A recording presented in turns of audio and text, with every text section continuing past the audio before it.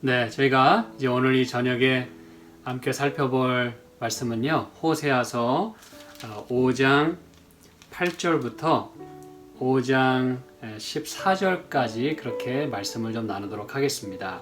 먼저 이 말씀을 좀 함께 읽고요, 그리고 또 말씀을 나누도록 하겠습니다.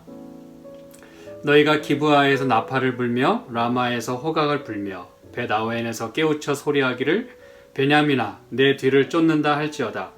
견책하는 날에 에브라임이 황무할 것이라.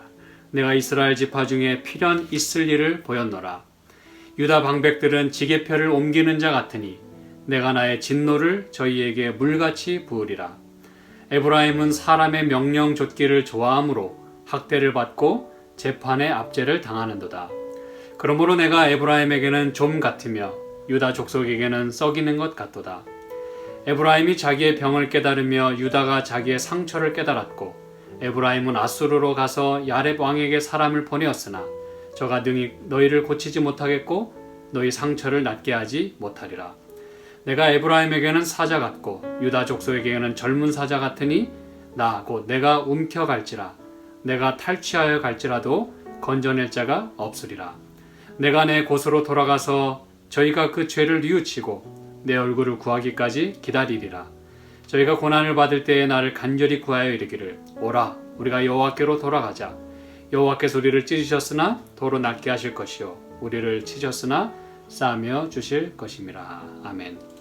네, 여러분, 저희들이 함께 지금 살펴본 이 말씀은요, 이 말씀이 처음에는 원래 그 주 대상이 이 말씀을 들어야 되는 백성은 이스라엘 백성들이었어요. 북방 이스라엘 백성들이었습니다. 그런데 이제 우리가 지난 시간부터 살펴봤습니다만 여기에 남방 유다가 함께 이제 동참하게 됩니다. 좋지 않은 의미의 연루가 되는 것이죠. 그래서 유다 너만큼은 이 죄에 가담하지 말아야 되는데 어떻게 이제 너까지 그렇게 얘가 뛴다고 너까지 뛰냐? 우리가 이제 지난 시간에 말씀을 살펴보았어요. 그렇죠? 그래서 이 말씀이 지금 이스라엘과 유다 그 두 형제 나라에게 지금 공이 주어지고 있다는 것이 참 안타까운 현실입니다. 그래서 여기 이제 이렇게 말씀하는 거예요. 너희가 기브아에서 나팔을 불고 라마에서 호각을 불며. 여기서 이제 나팔을 불고 호각을 분다는 얘기는 여러분 평상시에는 잘 불지 않아요. 그런데 예전에 뭐 이스라엘 백성이 애굽에서 나와서 이제 가나안으로 가는 그 광야길에서 그 많은 무리를 인도할 때 이제 나팔이나 호각이 필요하겠죠. 행진할 때. 그러나 그럴 때를 제외하고는 주로 이 나팔과 호각은 전쟁 시에 불게 됩니다. 그래서 여러분 이건 뭘 말해주냐 하면 지금 상황이 이제 너희가 멸망을 하게 될 그때가 가까웠다는 걸 말해주는 것이에요.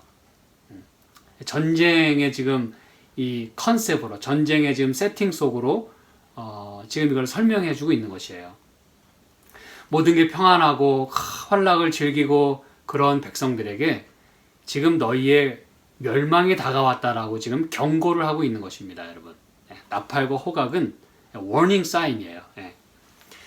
근데 특별히 여기 라마나 기브아 이런 곳은 물론 실제적인 지명이기도 합니다만 이 기브아나 라마라고 하는 단어가 가지고 있는 그 어근은 둘 다 그 hill, 높은 언덕, high mountain, 이런 그 뜻을 가지고 있어요. 다 높은 어떤 high places, 높은 곳이라고 하는 뜻이 기본적으로 이 두 단어 속에 들어 있어요. 그 얘기 뭐냐면 실제 지명이기도 하지만 가장 높은 곳에서 거기서 외치라는 것이죠. 지금 이 나팔이 울려 퍼지게 된다는 것이에요. 경고의 지금 메시지가 가장 힘있게 전파되고 있다고 하는 것을 그렇게 표현해주고 있는 것입니다. 견책하는 날에 에브라임이 황무할 것이라. 내가 이스라엘 지파 중에 필연 있을 일을 보였노라. 하나님이 말씀 주시면서도 얼마나 참 가슴 아프겠습니까? 그렇죠? 당신의 백성들에게 워닝을 줘야 되는, 사랑의 말을 그토록 많이 하셨지만 그것이 받아들여지지 않게 되었을 때 그 말은 이제 그들에게 심판의 메시지로 바뀌게 되는 것입니다. 하나님이 뜻이 바뀌거나 마음을 바꿔먹어서 그런 게 아니라 원래 하나님 주시는 메시지 자체가 그래요. 언약이라는 것도 항상 축복과 저주가 항상 같이 나간다는 거 알고 계시죠? 그렇죠? 언약을 맺으실 때는 잘 언약에 준수하면 축복을 주시겠다라고 아주 엑스트라 이 축복을 망하지 않도록 하기 위해서 이렇게 살 수 있는 찬스를 주심과 동시에 그럼에도 불구하고 끝까지 그 언약의 말씀마저 거절하게 되면 그때는 이제 하나님도 방법이 없는 것이에요. 원래 그들에게 그 운명 지어졌던 그 모든 멸망과 그 저주의 결과들이 그들에게 고스란히 간다는 걸 말해주는 것이에요. 하나님이 없는 거 주는 게 아니라 원래 받을 거를 안 받도록 하기 위해서 이런 언약의 말씀을 주신 거거든요. 살 수 있는 그 찬스를 주시는 거예요. 벗어날 수 있는. 그런데 하나님의 이 메시지가 그들에게 받아들여지지 않게 될 때는 이것이 심판의 메시지로 또 경고의 메시지, 멸망의 메시지로 다가간다는 것을 우리는 꼭 기억해야 할 것입니다. 자, 그러면서 유다 방백들은 지게표를 옮기는 자 같으니 내가 나의 진노를 저에게 물같이 붓겠다 그랬어요. 이건 뭐 없는 것 같다가 막 부시겠다는 게 아니라 원래 진노는 그들에게 내리기로 되어 있었다는 것. 다시 한번 제가 말씀드립니다. 아시겠죠? 이걸 여러분이 이해를 하셔야 하나님의 품성을 오해하지 않게 됩니다. 하나님이 째째하게 자기 말 안 듣는다고 막 그냥 심판하고 막 멸망하고 그런 게 아니에요, 여러분. 우리가 노아의 홍수 때도 하나님이 얼마나 오래 참고, 그렇죠? 120년이란 시간을 살 수 있는 길을 또 방주까지 마련해 놓고 피할 길도 주셨는데 그들은 끝까지 그것을 거절했어요. 그리고 거절만 한 게 아니라 조롱하고 기롱하고, 그렇죠? 이게 이제 오늘 살펴볼 말씀 가운데도 그런 의미들이 다 들어있어요. 그렇게 될 때 원래 그들에게 내리기로 돼 있었던 그들이 자초한 그 진노가 그들에게 내리는 것입니다. 여러분 아시겠죠? 에브라임은 사람의 명령 좇기를 좋아하므로 학대를 받고 재판의 압제를 당하는도다.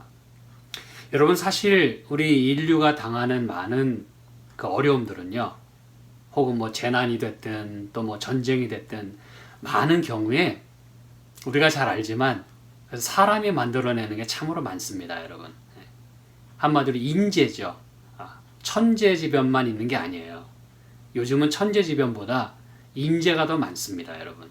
그래서 전쟁도 그렇고 뭐 압제, 이 모든 것들은 사실은 사람들이 다 만들어내는 거거든요. 그렇죠?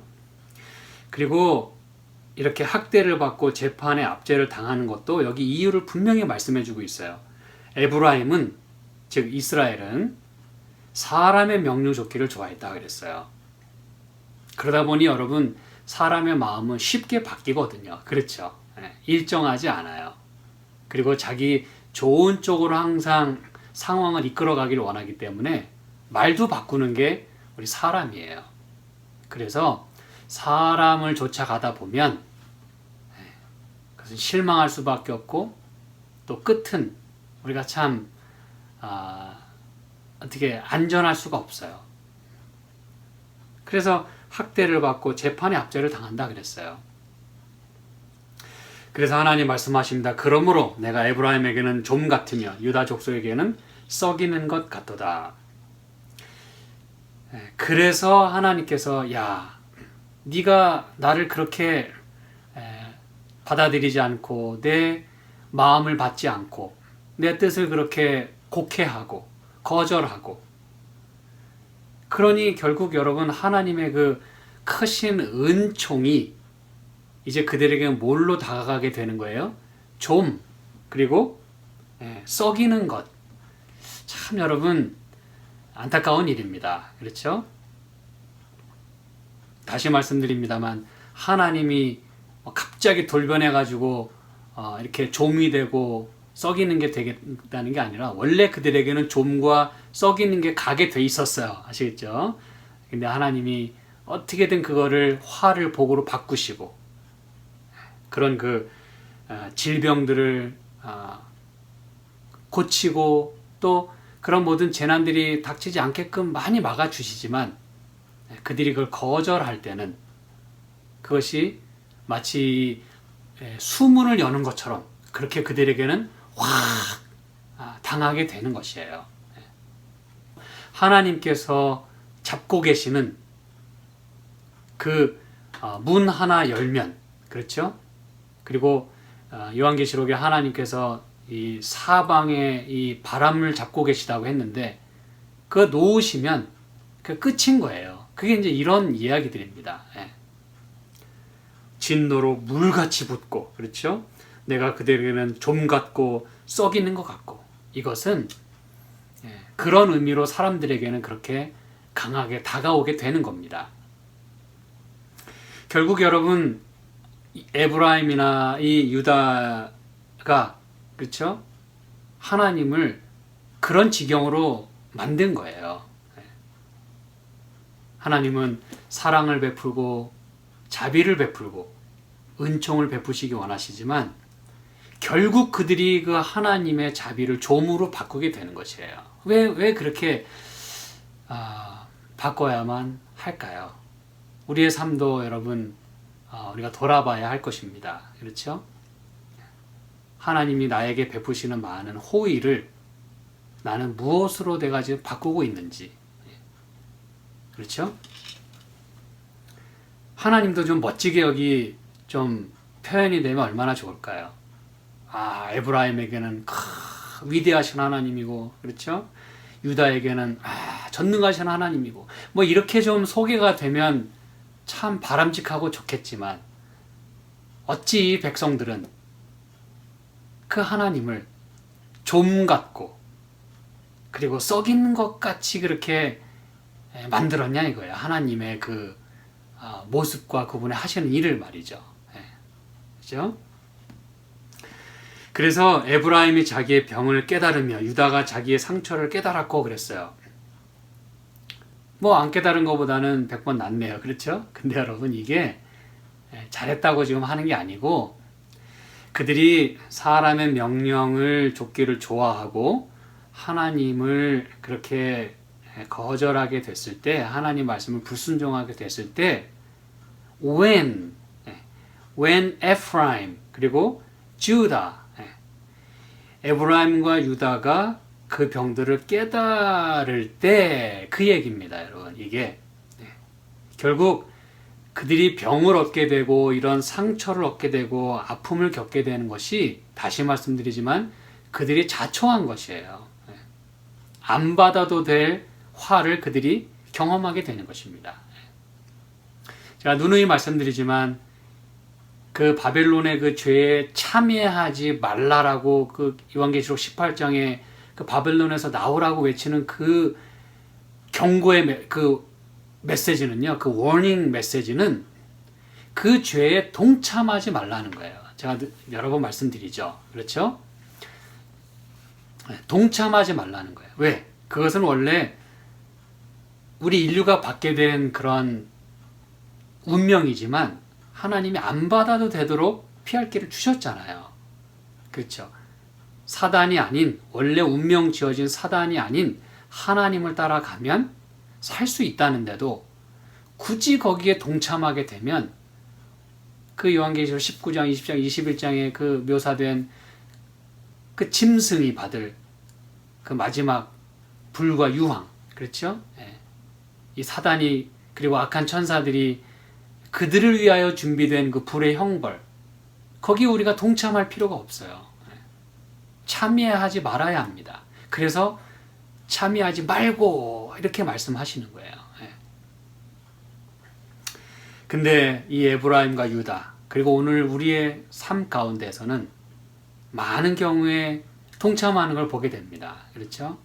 그 죄에 참여를 해요. 같이 멸망받을 사람들처럼 말이죠. 그래서 결국 에브라임이 자기의 병을 깨닫고 유다가 자기의 상처를 깨달았을 때, 여러분 병을 깨닫고 상처를 깨달았으면 어떻게 해야 합니까? 의원이신 예수님께 달려가야 돼요. 그렇죠? 병을 낫게 해주실 분에게 의뢰를 해야 합니다.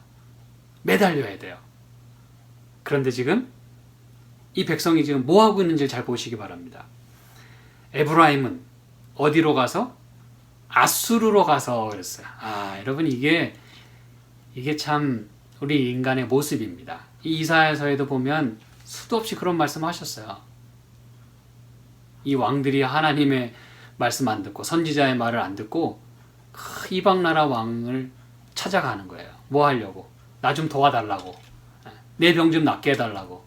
여러분 그 병은 설령 이방 나라에 무슨 약이 있다 하더라도 글로 가면 안 돼요. 근데 문제는 거기 가도 약이 없어요. 오히려 여러분 그들은 누굽니까?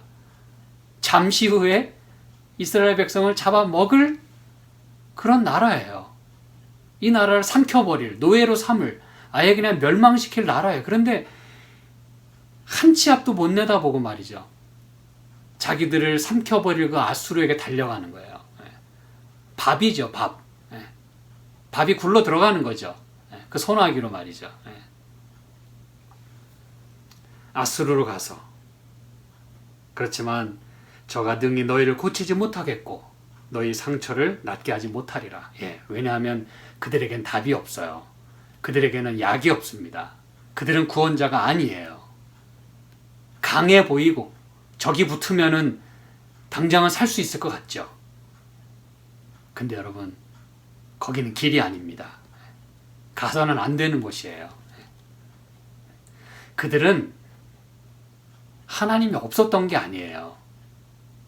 그런데 하나님이 안 계신 것처럼 지금 그렇게 생활하고 있는 것입니다. 그들의 구원자는 하나님이세요. 그렇죠?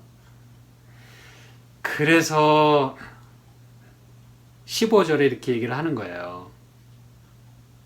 내가 내 곳으로 돌아가서 저희가 그 죄를 뉘우치고 내 얼굴을 구하기까지 기다리리라. 저희가 고난을 받을 때 나를 간절히 구하여 이르기를 오라 우리가 여호와께로 돌아가자. 여호와께서 우리를 찢으셨으나 도로 낫게 하실 것이요 우리를 치셨으나 싸매어 주실 것임이라. 이걸 깨달아야 된다는 거예요. 하나님은 이렇게 되기까지 기다리시겠다는 것입니다, 여러분. 뭐 아무것도 안 하고 여러분들 어떻게 하나 보자. 그리고 팔짱 끼고 그 행동을 이렇게 주시하고 계시는 분이 아니라 끊임없이 선지자를 통해서 계속 지금 메시지를 보내고 계시는 거예요. 돌아와야 한다. 여호와께 가야 한다. 그래야 너희가 그 상처가 낫고 그래야 너희가 살 수 있다. 여러분 이게 바로 하나님의 마음이고 하나님께서 주시는 경고의 메시지 속에 들어있는 구원의 메시지인 거예요. 내 백성아 그 죄에 참여하지 말고 나오라. 이건 경고의 메시지이기도 하지만 살 수 있는 마지막 메시지를 보내고 계시는 거예요. 이게 지금 그 상황입니다, 여러분. 지금 전쟁이 일어나게 생겼어요. 근데 자기를 잡아먹을 그 나라에게 손을 뻗친다는 게 여러분 상식적으로 말이 안 되죠. 근데 오늘 우리의 삶 속에서는 혹시 그러한 일들을 우리가 하고 있지는 않는지 잘 살펴봐야 합니다. 하나님 말고 우리가 다른 데 가서 살 수 있는 방법을 찾고 있지는 않는지 말이죠. 그래서 여러분 이게 큰 그림입니다. 이스라엘과 유다가 받게 될 그런 심판의 그 모습들을 지금 말씀하면서 그래도 그 중에서 그 말씀을 듣고 돌아올 사람들을 향하여 지금 외치고 계시는 거예요. 왜냐하면 그들 중에는 하나님께로 돌아가고자 하는 사람들이 있을 것이기 때문에 그래요. 항상 남은 무리는 있게 마련입니다, 여러분. 자, 그래서 지금 이 이스라엘과 유다가 공히 지금 하나님께 범죄하고 하나님 마음을 속상하게 하는 것이 있어요. 우리가 지난 시간에 살펴봤지만, 그렇죠? 음행하고, 그리고 자긍하고, 우상을 숭배하는 것이에요. 그렇죠? 그런데 오늘 제가 이제 그 부분을 조금 더 말씀을 이제 남은 시간 동안에 드리도록 하겠습니다. 여기 4장 17절에 다시 말씀 보지만, 에브라임이 우상과 연합하였다 그랬어요. 그렇죠. 우리가 지난 시간에 살펴봤습니다. 우상과 연합했다는 것이에요. 그런데 이 우상 그리고 5장 5절에 이스라엘의 교만이 그 얼굴에 증거가 되나니 이런 것들이 이제 대표적인 그들의 그 죄악이었어요. 그렇죠? 그래서 그들은 멸망을 초래하게 된 것입니다. 그런데 이 우상이나 교만이나 또 5장 7절에 여호와께 정조를 지키지 아니하는 이 모든 일들이 여러분 이제 5장 11절의 내용과 또 10절에 있는 말씀으로 요약이 되고 거기에서 이제 절정을 이루게 됩니다. 이 두 말씀이 굉장히 중요합니다, 여러분. 이것이 이제 모든 것들을 판가름하게 될 거예요. 자, 11절에 에브라임은 사람의 명령 좇기를 좋아했다 그랬어요.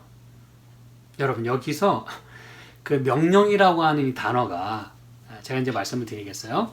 명령이라는 이 단어가 명령 혹은 교훈이라는 말로도 번역이 될 수 있어요. 그 단어의 그 발음 하나에 따라 이렇게 뜻을 이렇게 하느냐 저렇게 하느냐 이제 이런 것들이 있을 수 있거든요. 이 성경 번역에 있어서. 그래서 이 사람의 명령이라는 그 말은 사실은 어떤 단어도 의미할 수 있냐 하면 우상이라는 단어와 같이 쓰일 수 있다는 것이에요. 혹은 worthless, 아주 그 쓸모없음 이런 그 단어로 번역이 될 수 있습니다. 그렇다면 이게 뭘 말해주냐 하면 에브라임은 즉 하나님의 백성은 하나님을 아는 지식이 점점 없어져 감과 동시에 우상과 연합하게 됐다 그랬잖아요. 교만하게 되고 그게 누구 정신이에요? 사단의 정신입니다. 그렇죠? 그런데 그렇게 된 것이 에브라임은 사람의 명령 좇기를 좋아했다 그랬어요. 다시 말씀드립니다만 이 명령이라고 하는 것은 물론 사람의 교훈이에요. 가르침이에요. 그것도 따라서는 안 돼요. 하나님 말고 그렇죠? 하나님 말고 사람의 명령을 쫓아서는 안 되는데 이것은 사람이 만든 우상, 사람의 그 하는 모든 일에 그 쓸데없음, 그 허무함, 의미 없음, 이런 모든 것들을 헛됨, 이런 모든 것들을 좇기를 좋아했다라는 것이에요. 그럼 여러분 이게 무슨 얘기일까요? 여러분 우상은요 사람이 만드는 것입니다. 우상이 신이 아니에요. 뭐 이사야, 예레미야 뭐 제가 찾지는 않습니다만 여러 곳곳에 사람이 만든 우상은 귀도 없고 눈도 없고 그래서 들을 수도 볼 수도 없다 그랬어요. 왜? 그건 사람이 만든 것이기 때문에 그래요. 그런데 사람의 명령, 사람의 우상, 그 쓸데없음, 쓸모없음, 그 허무함, 그 가치 없는 것을 사람이 좇기를 좋아했다는 것이에요. 여러분, 느부갓네살도 꿈으로 신상을 보게 됐어요. 그렇죠? 금머리가 자기 나라라는 걸 다니엘을 통해서 확인했어요. 그래서 그가 그 이후에 만든 게 뭐였죠? 금 신상을 만들었어요. 그냥 신상이 아니라 금 신상을 만들었어요. 그 뭐 하겠다는 의도였습니까? 내 나라가, 그러니까 내 나라, 나의 나라, 이 바벨론이 지금부터 영원까지, 끝까지. 왜?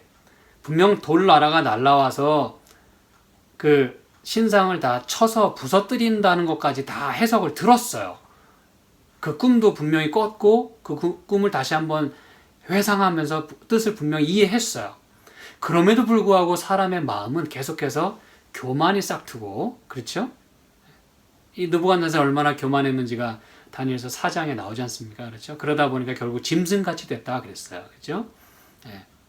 그래서 여러분 이 높아질 대로 높아진 이 사람의 교만이 결국 자기 자신을 뭘로 만드는 거예요?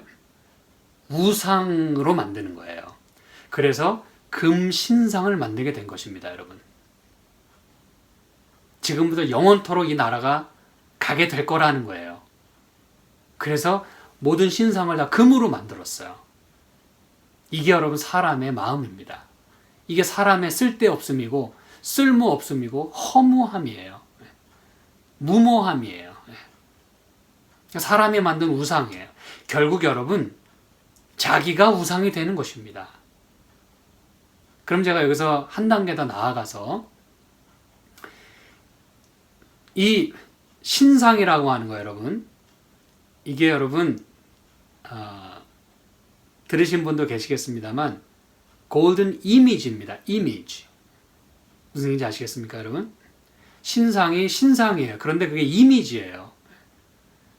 성경에 우상, 신상이 다 이미지로 그렇게 단어가 사용이 됐어요. 우리는 내 자아를 그렇게 우상화시킬 때가 많습니다. 여러분, 그래서 오늘 우리가 우상숭배를 안 한다고 그렇게 생각하기 쉽죠. 아유, 뭐 우상숭배는 옛날 이스라엘 백성들이나 한 거고 우리는 무슨 우상은 우상, 집에 아무것도 형상이 없는데. 근데 여러분, 그 우상이라고 하는 게 다시 말씀드리지만 이미지입니다. 이미지. 무슨 이미지냐에 따라, 누구의 이미지를 갖고 있느냐에 따라, 우리가 어떤 이미지를 늘 그리냐에 따라 그것이 우리가 하나님을 예배하느냐 우상을 숭배하느냐가 결정된다는 사실입니다, 여러분. 앞으로도 또 이 말씀 더 나누겠어요. 금신상, 우상은 이미지입니다. 근데 여러분, 요한계시록 13장에서 우리는 짐승이 뭘 또 만들게 되죠? 짐승의 우상을 만들게 됩니다, 여러분. 이게 여러분 다 이미지거든요. 근데 이제 나중에는 마치 느부갓네살이 그 금신상에게 절하지 않으면 다 이렇게 죽이겠다고 하는 엄청난 그 포고를 합니다. 그렇죠? 그런데 요한계시록 13장에서 역시 그 짐승의 우상에게 경배하지 아니하는 자마다 몇이든지 다 죽이게 하겠다 그랬어요. 그렇죠? 그리고 그 우상에게 절하고 경배하지 않으면, 다시 말하면 그 우상의 표를 받지 않으면, 짐승의 그 표를 받지 않으면 또 매매도 하지 못하게 하겠다고 하는 그런 엄청난 예언이 들어 있습니다. 근데 여러분, 요한계시록 13장에 보시면 한번 잠깐 보실까요? 요한계시록 13장 14절 후반부에 보면 짐승을 위하여 우상을 만들라 그랬어요. 그렇죠? 그리고 15절에 보니까 짐승의 우상에게 생기를 주어 우상으로 말하게 하고 우상에 경배하지 아니한 자는 다 죽이겠다. 그리고 16절에 그 오른손 안에 이마에 표를 받게 하고, 그렇죠? 근데 17절에 보니까 잘 보시기 바랍니다. 누구든지 이 표를 가진 자 외에는 매매를 못하게 하니 이 표는 곧 짐승의 이름이나 그 이름의 수라 그랬어요. 그 number, 그렇죠? 수. 그런데 잘 보시기 바랍니다. 18절. 지혜가 여기 있으니 총명이 있는 자는 그 짐승의 수를 세어보라. 그 수는 누구의 수라 그랬어요? 사람의 수니 그랬어요. 곧 666이니라. 이게 여러분 무슨 얘기인지 아시겠습니까? 지금 한참 짐승 얘기를 하고 있었어요. 우리는 짐승이 누군지 잘 압니다. 이 요한계시록 또 다니엘서에 나오는 짐승이 어떤 그 정체를 가진 존재인지 잘 알아요. 나라이기도 했고, 그렇죠? 어떤 세력이었어요. 그런데 가만히 보니까 지금 여기 13장에도 또 엄청난 복합 짐승이 등장하거든요. 그렇죠? 하나님 백성을 괴롭게 하고 하나님을 대적할 그런 어마어마한 무서운 짐승이 또 한 번 등장합니다. 죽게 되었던 상처가 나은, 회복된 더 아주 울트라 파워 가진 그런 짐승이 등장합니다. 그런데 그 짐승에게 이제 우상을 만들어서 그 짐승의 우상에게 경배하게 하겠다 하랬어요. 그런데 그 짐승이 누군가를 가만히 봤더니 이게 사람이래요. 우리가 여러분 이 부분을 놓쳐서는 안 됩니다. 짐승은 어떤 어마어마한 뭐 나라, 뭐 권력, 예, 맞아요. 근데 이게 사람이라는 거예요. 짐승의 수는 사람의 수라 그랬어요. 이 얘기는 뭐냐? 결국 이 모든 일들은 다 사람이 만들어내는 거라는 거예요. 하나님을 대적하는 사람. 제가 뭘 말씀드리는지 아시겠습니까, 여러분? 하나님의 길에서 떠난 그 사람이 겪게 되는, 그리고 그가 걷게 되는 그 길, 그 일, 하는 모든 행위, 모든 사상, 이 모든 것들, 가르침, 이 모든 것들은 다 그것이 그 자체가 우상이고 그것이 바로 사람이 그렇게 하는 거예요. 그래서 여러분, 이 호세아 5장으로 다시 갑니다. 호세아 5장 11절. 에브라임은 사람의 명령 좇기를 좋아하므로. 여러분 이제 이게 무슨 얘기인지 아시겠죠? 예수님도 마태복음 15장에서 말씀했어요. 너희가 하나님의 말씀보다는 사람의 교훈을 따라서 그렇게 사람을 힘들게 하고 말씀을 왜곡하고 그렇게 행한다 그랬어요. 여러분 대단히 무서운 것입니다. 하나님을 등진 사람은요 무엇이라도 할 수 있어요. 왜? 사단이 그랬거든요. 사단의 정신을 가지게 되면 그 누구라도 그렇게 하게 된다는 것입니다. 사람의 명령 좇기, 이것은 사람의 교훈이나 가르침, 뭐 격기로 가는 거, 예, 그거 포함함과 동시에 그 사람의 그 쓸데없음, 사람의 우상, 그것을 좇게 되는 것이라 그랬어요. 결국 여러분 이것은 오늘날 우리의 그 시대, 우리의 삶에 적용하자면 과거 이스라엘 백성이 그렇게 했던 것처럼 오늘 우리도 하나님을 쫓아가지 않으면, 하나님을 따르고 그분에게 순종하지 않으면 우린 여러분 짐승의 우상에게 경배하게 돼 있다는 것이에요. 그건 여러분 무슨 형상이 아닙니다. 거기다 놓고 절하라는 게 아니에요. 우리는 그것이 참 안식일을 준수하는 것 이외의 것이라는 것도 알고 있어요. 그렇죠? 안식일은 여러분 눈에 보이는 게 아닙니다. 내 마음에 달려 있는 거예요.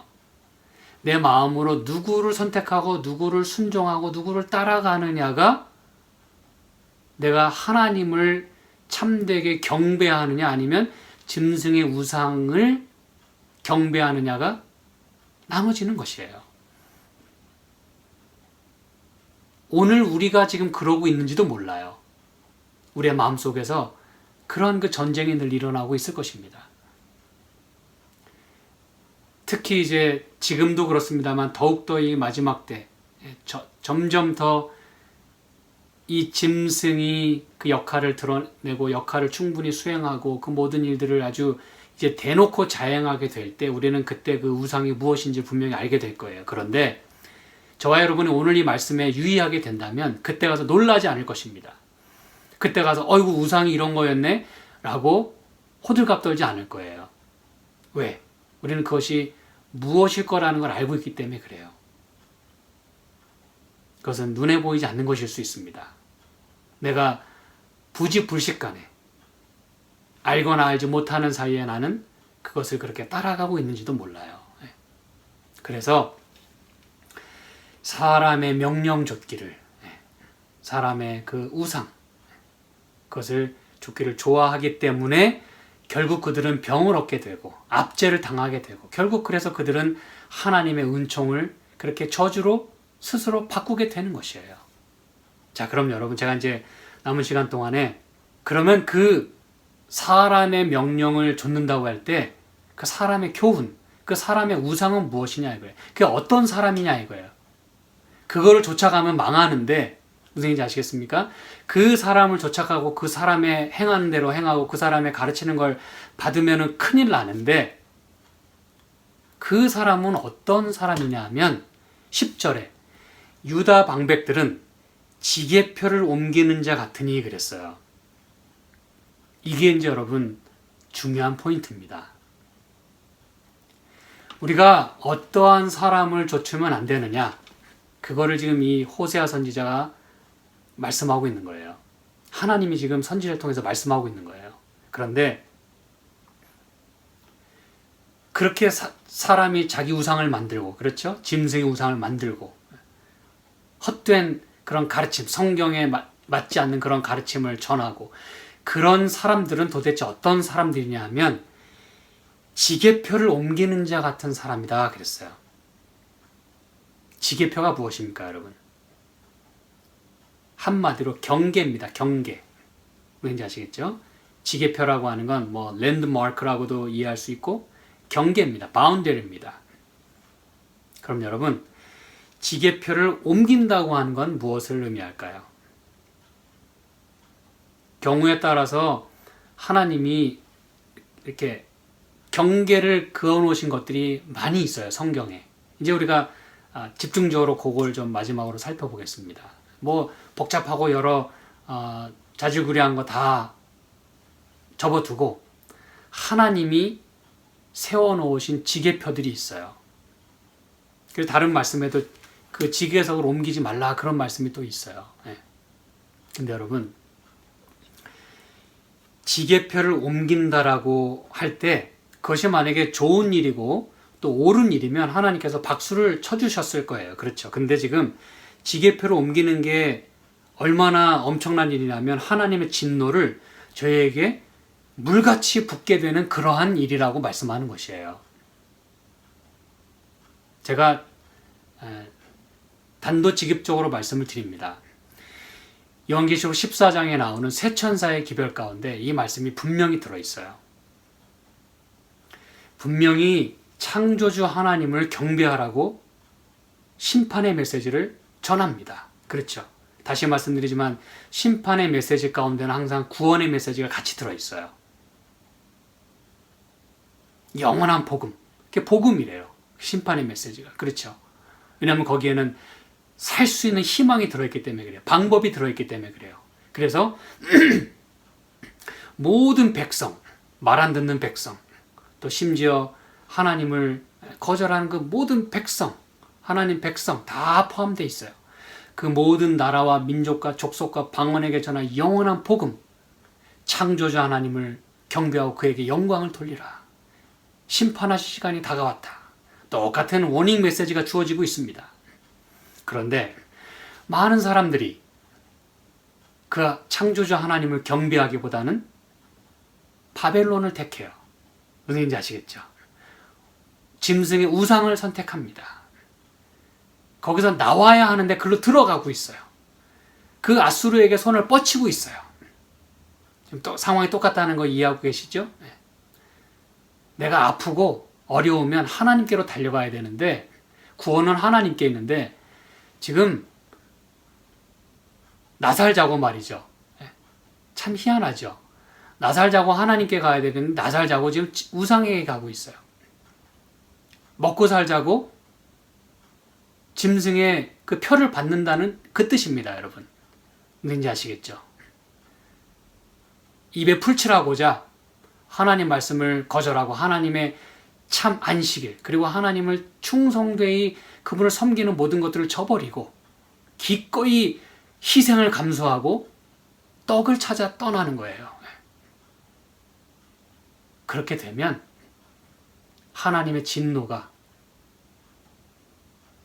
그 섞인 것이 없이 부은 포도주를 다 진노의 잔을 마시게 되는 거예요. 그건 원래 우리에게 주어지고자 있는 게 아니거든요.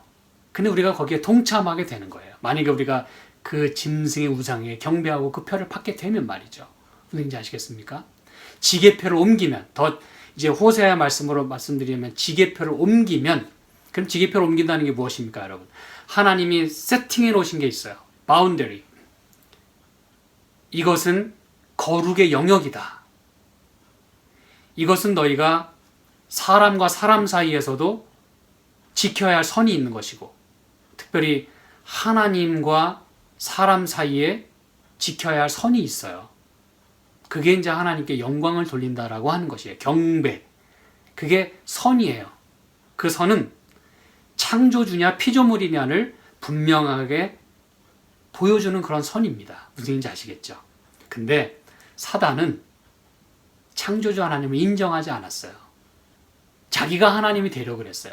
그래서 자기가 영광을 좀 받고 싶은 거예요. 우상을 만들어가지고 하나님께 경배하지 아니하고 짐승의 우상에게 경배하게 하는 거예요. 지가 하나님 행세를 하는 거예요. 하나님처럼 되고 싶을 거예요. 그 선을 기꺼이 과감하게 짓밟고 넘는 거예요. 지게표를 과감하게 옮기는 거예요. 하나님이 이거는 내 영역이고 이건 절대로 옮길 수 없는 것이다라고 분명히 못을 박았지만 사람은 기꺼이 그것을 옮기는 거예요. 그거는 거룩의 영역입니다. 하나님의 영역이에요. 여러분 시편 78편 또 104편 또 욥기 38장 제가 찾지는 않겠습니다만 하나님 분명히 이 창조 때부터요. 하나 예를 들자면 바닷물에 경계를 정하셨다 그랬어요. 여러분 바닷물에도 경계가 있대요. 어떻게 바닷물에 경계가 있을까? 참 희한하죠. 그렇죠? 그래서 하나님이 요거 이상은 넘어오지 마라 라고 딱 세팅해 놨더니 그 이상 이 물이 글로 넘어오지 못하는 거예요. 하나님의 명령에 순종하는 거예요. 심지어 바람과 바다도 하나님께 순종하건만 어찌 사람은 하나님을 순종하지 못하고 하나님의 말씀을 순종하지 않느냐라고 지금 우리에게 말씀하기를 원하는 것입니다, 여러분. 자연도 하나님의 말씀에 복종해요. 넘어오지 마. 그래서 물이 못 넘치는 거예요. 그런데 여기 말씀했듯이 네가 지게표를 옮기면 내 진노를 너에게 물같이 붓겠다. 이 말은 내 진노도 내가 너희에게는 그동안 금하고 있었지만 무슨 얘기인지 아시겠죠? 이걸 내가 막고 있었지만 잡고 있었지만 이제는 놓을 수밖에 없다는 거예요. 그게 공의의 하나님입니다. 약속한 건 약속한 대로 하셔야 되는 거예요. 말씀대로 하셔야 되는 거예요. 그래서 그분도 사실 바운더리가 있었는데 우리가 지켜야 할 선이 있었고 그분이 지키고 있는 선이 있는 거예요. 그런데 우리가 그 선을 붕괴시키면 우리가 그 선을 기꺼이 과감히 아주 daily 그것을 넘게 되면 무모하게 넘게 되면 하나님도 그 선을 넘으실 수밖에 없는 거예요. 그동안 잡고 있던 것을 놓을 수밖에 없는 거예요. 그래서 물같이 이 말은 홍수같이 붓겠다 이 말입니다, 여러분. 우리가 시편에서 살펴봤었죠. 사람이 하나님을 인정하지 않기 때문에 그리고 누구를 또 쫓아요? 바알을 쫓아요. 그래서 하나님이 여호와의 소리가 이렇게 임한다는 거 시편에 있는 말씀 살펴봤죠. 그렇죠? 그리고 하나님이 홍수 때 좌정하셨으며 그 말씀이 거기에 있다 그랬어요. 왜 그랬다 그랬어요? 사람이 하나님을 좇는 대신에 물을 주장하는 바알을 쫓았기 때문에 하나님께서 홍수를 보내신 거예요. 그 바알 신은 비교도 안 되는 그 물 갖고 장난하는 그거 아니고 진짜 물을 주관하는 건 나야. 그리고서 홍수를 갖다 부신 거예요. 그래서 그분이 좌정하셨다 그랬어요. 하나님임을 보여주셨다 그랬어요. 이해가 더 잘 되시죠? 그렇죠? 그래서 여러분 하나님께서 세워놓으신 지게표가 있습니다, 여러분. 창조 때부터 그것은 에덴에서부터 주어졌어요. 그것이 무엇이었죠? 바로 선악을 알게 하는 나무였습니다. 이 의미가 점점 더 분명해집니다. 그렇죠? 하나님은 이 선은 넘으면 안 된다라고 분명히 바운더리를 쳐놓으셨어요. 지게표를 거기다 두셨어요. Do not enter. 이렇게 말이죠. 여기는 들어가는 곳이 아님. 그런데 사람은 사단의 정신을 갖게 되면서부터 무슨 얘기인지 아시겠죠? 하나님처럼 되고 싶어하는 눈이 밝아져서 하나님과 같이 된다고 하는 그 사단의 말에 넘어가는 인간은 그때부터 자기의 우상을 스스로 만드는 거예요. 하나님 말고 나도 하나님이 될 수 있다.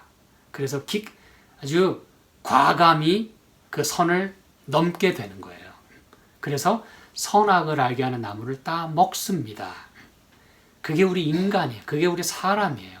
그게 바로 사단의 정신입니다.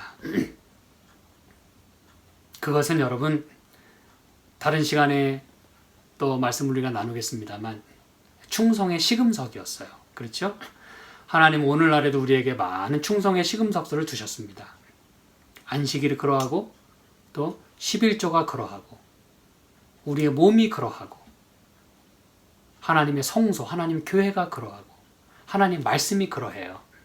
이게 다 거룩과 관련된 단어들입니다, 여러분. 왠지 아시겠죠? 하나님이 거룩하다라고 말씀하신 건 구별해 놓으셔서, 구별이란 말은 경계선을 그어 놓으셨다는 거예요. 이건 너네들이 감히 건드릴 수 없는 것들이라 이것이에요. 근데 우리 사람은요, 지금 너무나 무모하게 다 건드렸어요. 사단은 다 건드렸어요. 기꺼이 하나님께 도전했고, 그리고 안식일을 폐했고, 또 십계명을, 말씀을 바꿔버렸고, 그렇죠. 성소를 짓밟았고, 여러분 이건 보통 이야기가 아닙니다. 오늘 우리가 만약에 이 하나님이 거룩하다라고 말씀하신 그 지계표, 그 경계선을 만약에 넘고 있다면 우리는 오늘 이 저녁에 하나님께 회개하고 돌아서야 합니다. 그렇지 않으면 그분이 잡고 있던 것을 놓으시게 될 거예요. 그럼 우리에게는 희망이 없습니다. 그래서 오늘 우리에게 주어진 이 안식일을 우리가 잘 지키고 있는지, 그것은 뭐 문자적인 그런 거, 지금 그런 거 그거 말씀드리는 거 아닙니다. 하나님의 안식일을 내가 마음에 두고 하나님을 만나고자 하는 그 마음을 갖고, 그렇죠? 하나님께 예배하고 그분을 존중해 드리고 11조, 그것은 내가 내 마음대로 할 수 있는 것이 아님을 분명히 하나님께서 말씀하셨어요. 그것은 하나님 거예요. 우리의 몸도 하나님의 거하시는 전이라 그랬어요. 거룩한 성전이라 그랬어요. 여러분, 그러므로 여러분 몸을 마음대로 굴리지 마시기 바랍니다. 여러분 몸조차도 여러분께 아니라는 뜻이에요. 하나님께 위탁받은 거예요. 그러므로 잘 관리해야 합니다. 잘 관리해야 돼요. 그리고 이 말씀 우리가 존중하고 무슨 일이 있어도 여러분 이 말씀에 우리가 순종하도록 결심을 해야 합니다. 만약 그렇게 하지 않으면 우리는 우상을 섬기게 돼 있어요. 우상과 연합하게 돼 있어요. 여기 말씀대로 우리도 지계표를 옮기게 되고 사람의 명령 쫓고 사람의 우상을 따르게 돼 있어요. 그 끝은 멸망입니다. 그렇지만 여러분, 오늘 이 모든 말씀 가운데 분명한 희망의 메시지가 들어있어요. 비록 지계표를 옮기게 되는 그 사람들을 쫓게 됨으로 인해서 멸망할 수밖에 없지만 거기에는 항상 하나님이 기다리고 계신다는 것과 항상 남은 자가 있을 것이기 때문에 하나님은 그들을 구원하기를 원하시는 거예요. 그들에게 끝까지 메시지를 보내시는 거예요. 거기서 나오라. 하나님만을 경배해라. 하나님께 영광을 돌려라. 그 짐승의 우상에게 경배하지 마라. 그래서 여기 저희가 그 죄를 뉘우치고 내 얼굴을 구하기까지 기다리리라. 이게 이제 하나님의 그 인내입니다. 자비하심이에요. 돌아오기까지 하나님께서 계속 역사하시겠다는 거예요. 그래서 그들이 나를 간절히 구하여 이르기를 오라 우리가 여호와께로 돌아가자. 이게 오늘 우리에게 필요합니다, 여러분. 오늘 제가 이제 말씀을 마무리하면서 이스라엘과 유다, 다시 말하면 하나님의 백성들이 그렇게 멸망의 길, 그렇게 엄청난 그 슬픔의 길을 걸을 수밖에 없었던 것은 그들이 하나님의 말씀을 따라가고 하나님께 경배하기보다는 우상을 선택했어요. 우상과 연합했고 사람의 명령, 사람의 그 우상을 쫓아가기를 좋아했어요. 그들은 아주 무모하리만큼 지계표를 맘대로 옮겼어요. 그렇지만 여러분, 저와 여러분은 오늘 그 모든 그들의 모습들을 답습하는 대신에 우리에게 주어진 메시지대로 우리가 하나님께로 돌아가고 하나님만을 우리가 섬기기로 결심하고 이 주어진 이 안식의 시간 동안에 우리가 이 거룩의 시간 동안에 그렇죠?